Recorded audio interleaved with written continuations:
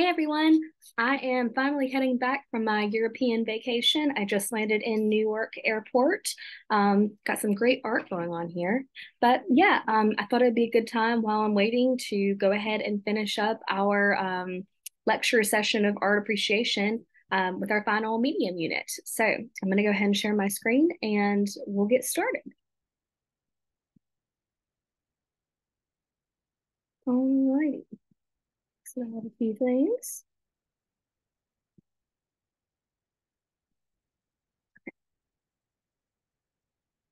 There we go. All right, so architecture is our last medium in our mediums unit. Architecture is one that's a little bit different from our other mediums we've talked about, has a little bit of a different type of history to it, but real architecture uses the same principles and elements of design as we're used to seeing, except it has just a few more sort of factors that go into it. So let's go ahead and get started. So architecture is the art and science of designing and constructing buildings, not only for practical purposes, but sometimes aesthetic purposes as well. Architecture that is concerned with the visual arts seeks to enhance our daily lives in a visually appealing way. So we're going to talk a little bit about the history of architecture and where it started, and sort of how we've used it to decorate our lives, to almost act as like public art in a way. So I want to talk about some things that are essential to all architecture.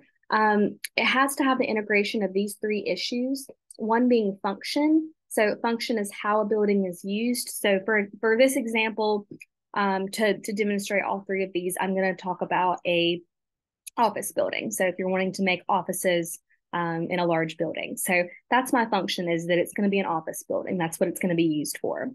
And then form is how it looks. So there's a lot of different types of office spaces. You could have a more open, like collaborative space where there's no, cubicles and no doors. It's just kind of more open. A lot of like our bigger tech companies like Google and Netflix and places like that are known for having their big open offices where there's no like doors in between places. Or you could do a more conventional office building where you do have that more grid-like structure within the building. That's going to be the form of it. And then lastly, the structure, which is how it stands up. So you might have some really cool ideas that hypothetically sound awesome with these two things, but structurally, you have to consider, is this going to be safe? Are you going to be able to, actually construct it? Is it going to just logistically make sense? So for example, let's imagine we want our office building to be really, really skinny in the middle and then have a big giant dome on the top of it. That's probably not super practical, I would imagine.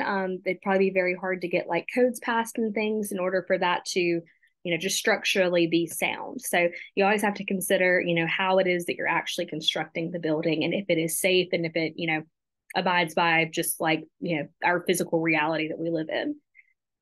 Some essential components to all architecture, most all architecture has these three things, is a supporting skeleton, so like the framework to the house, the outer skin or like, whatever it's been built with, and then the operating equipment. And this didn't really come until later on, like our later, last 150 years or so. But plumbing and electrical wiring are obviously essential to any building that is built today. As well as any other, utilities that you absolutely have to have. So, with all that said, let's kind of go back to when we first start to see evidence of human-made architecture in our history. And this all starts around the Neolithic period, which is following the Paleolithic period, which is like our first kind of, big period of art history or just history in general that we think about human life as being in. The Paleolithic period was known for, having the cave dwellers. There wasn't really structures being created. It was more so we were just finding shelter in places that already existed. But in the Neolithic period, we start to get more strategic about moving, especially with like the seasons and with hunting patterns as well. And so we start constructing these like little huts and tents to more substantial structures later on. But initially, we start to see these little huts and tents as being like the first evidence of human-made architecture. A good thing to note with this part here is that these differed a lot depending on where people were at in the world, and what materials were used. But it is kind of conclusive that most of these materials were not very permanent materials. It was more like leaves and wood and things like that that would probably deteriorate over time. And so we don't really have a lot of evidence of this now today. But anyway, moving on from that, in the like Mesopotamia, ancient Egyptian times, where we start to see more like civilization emerge, we do start to see materials that are more present, like or more permanent, like wood, stone, and brick. Each of these has its strengths and its weaknesses. And people also start to realize that there are certain materials that are best used for certain parts of the building. So, like light wood, for example, works really good for roof beams, and then heavy stone and brick are really good for posts or like the foundational things. And most of the world's remaining ancient architecture is composed of stone because of its permanence, availability, and beauty. So a lot of the work that we see today that is from way back when is done in stone because it's a very permanent material.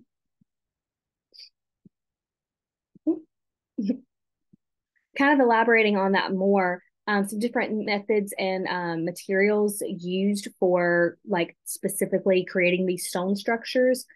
We developed this thing called dry masonry, which I don't know if they called it that then, but that's what we're referring to it as now. But dry masonry is just piling stones atop one another. And it's called masonry when it's done in a consistent pattern like we see right here. This is the Great Zimbabwe in East Africa, or the remains of it. And you can see it's done in a really strategic way so that they can actually make their the shapes and like the forms of what they are creating here. It's not just randomly placed and all messy and whatnot. Masonry in general is done when it's done in a consistent pattern, but dry masonry refers to it not having any concrete or like adhesive in between it. We don't see concrete develop until much later on. And now we just call masonry. It's not like wet masonry or anything. But dry masonry is referring to like a time before concrete. And then stones are dressed if they are cut into a certain shape, like these are here. They're all kind of relatively the same size, same shape, all of that. The Great Zimbabwe it still remains, obviously. Its original function is still unknown. There's no windows as they weaken the masonry. But some other examples of dry masonry being used in just architecture during this time period were the Great Pyramids in Egypt, Machu Picchu in Peru, and Mesa Verde in the southwestern United States. They're all structures that are done using dry masonry around the same time period that still have some remains today. Okay, moving on to kind of like ancient Greek and Roman times, we see the development of the post and beam system. The post and beam is when we determined that vertical post can bear the weight of the horizontal beams and then carry it to the ground. And so this kind of like seal happens where it's really, really tight and very strong of a bond. This is later refined by the Greeks to create the Parthenon and other architecture that we see around that time. The row of columns that we see here is referred to as a colonnade, and it's essentially just several posts and beams like put together to create larger structures. And then this is like our framework to the house, and then we can put our outer skeleton on it later if you wanted to create more of like a sheltered feeling, not as exposed as this is. Some more modern day materials and methods. We do see the steel and reinforced concrete come about in like the mid to late 1800s. This leads us to our bigger buildings like skyscrapers like we see here. This is obviously a really early example of a skyscraper. It was designed by Louis Sullivan, who was our first great modern architect. Early skyscrapers only had about 8 to 9 floors each. They weren't, super tall like we see skyscrapers today, like even in the background here that you can see. And that's because it was made with steel and reinforced concrete, which are very heavy materials. Nowadays, we have more like synthetic, much like lighter weight materials that we can build upwards a lot easier. But back then, building more than 8 or 9 stories from steel and reinforced concrete was just not a very smart thing to do. This is a style called international style that we see done here. And I kind of referred to this like with the office buildings a little bit ago, where you have that like grid-like structure throughout the building. But this is actually a style. It emerges with Louis Sullivan, late 1800s, early 1900s. And it sort of goes hand in hand with the Industrial Revolution, because we want to have everything very grid-like, very formulaic, very like production line feeling. And so this international style, the exterior would express the interior. So we can tell by all these like little tiny windows stacked and like in this grid essentially, that that's what the framework of the interior of the building is going to look like.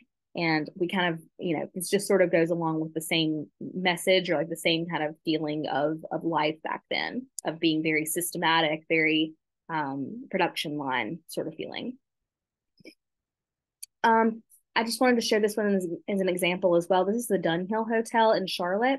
And if you've ever been there before, it's a very they've kept it very historic. It's not really that updated from when it was built in 1929. And that comes, you know, a little later than this building that we saw by Louis Sullivan back here, but still in the same international style that we see, only about 8 or 9 floors. And it just, you know, is using those historic materials like the steel and reinforced concrete, opposed to the buildings around it that are, you know, hundreds of stories high or something.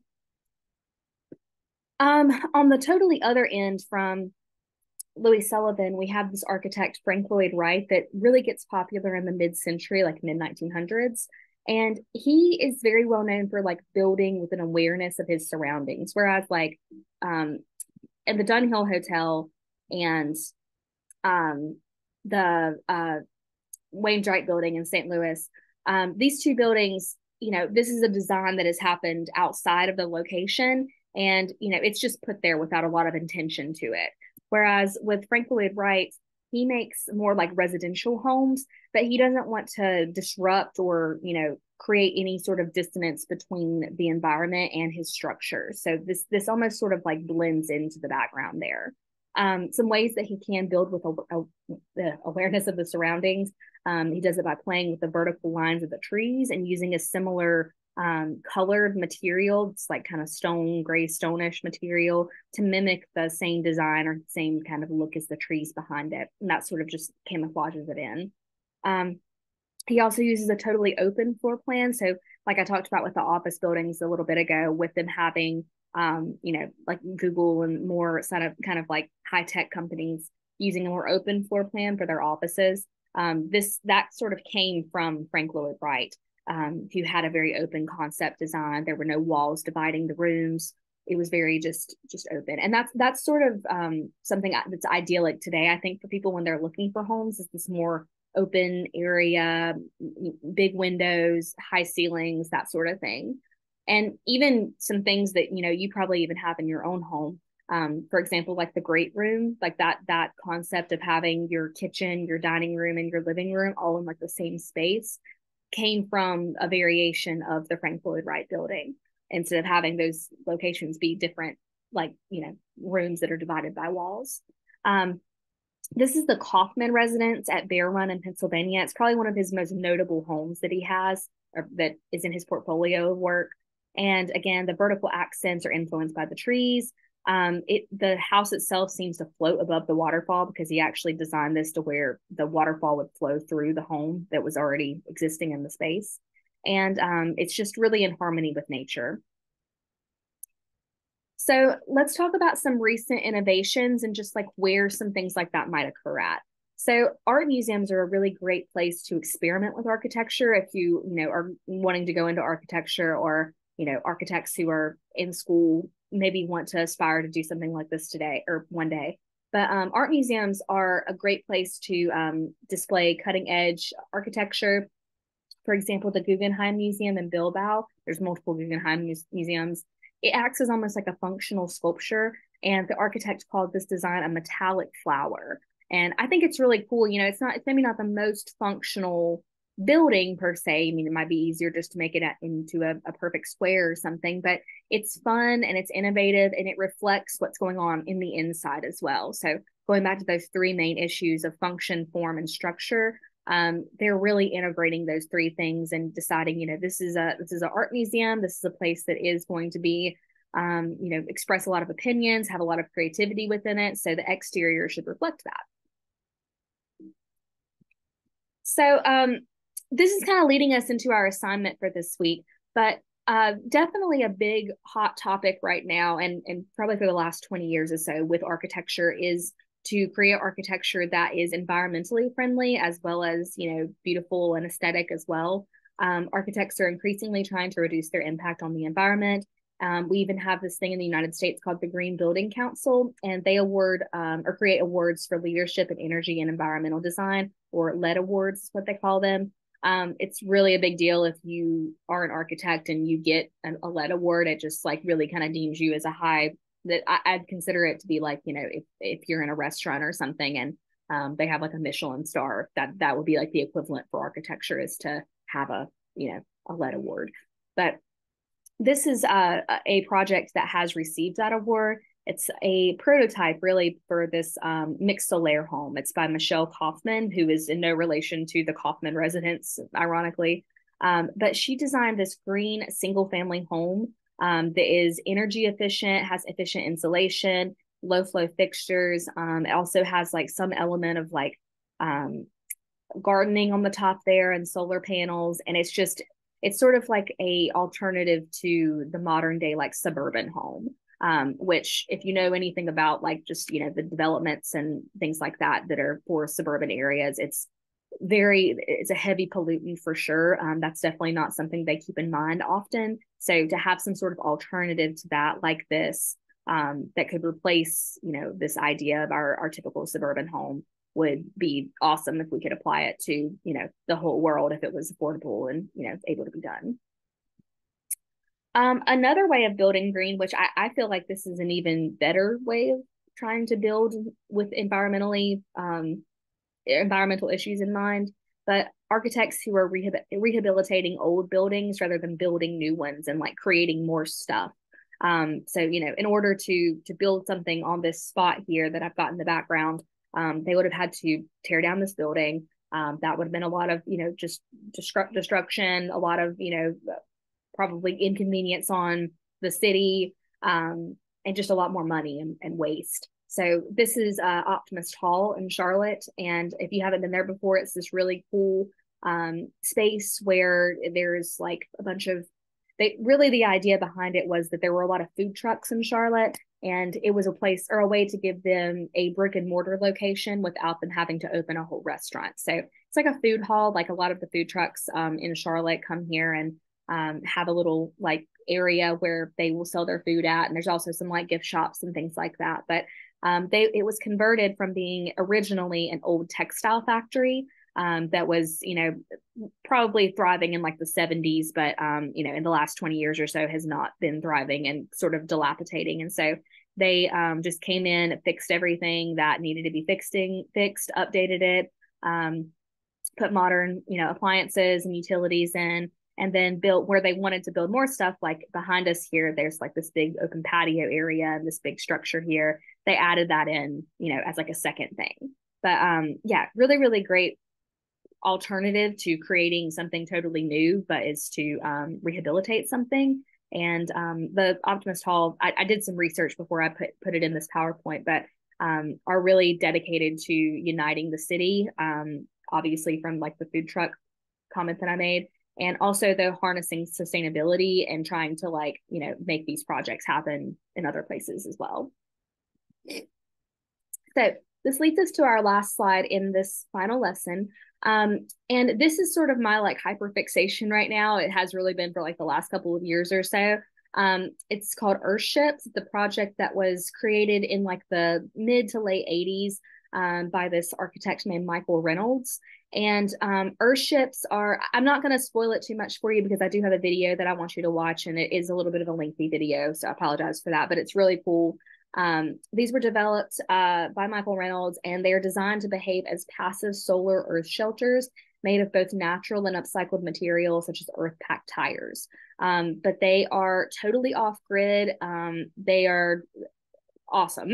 I wish that they were accessible to everybody. Unfortunately, right now they're not, but just the concept in general, it's sort of, before its time, I think. And, it definitely, I think in the future is a really great alternative way of living in a more sustainable way. So make sure that you watch that video. And otherwise, that's it. The rest of the course is going to be through an OER textbook that I will explain more in our weekly check-in video. So make sure to watch that as well. That's where the second half of module 6 will come from in lesson 15. So go ahead and jump over to that welcome video or the check-in video if you haven't already watched it. And yeah, it's been great. I'm headed back to my home for my great European vacation, and I appreciate you guys coming along with me for the ride.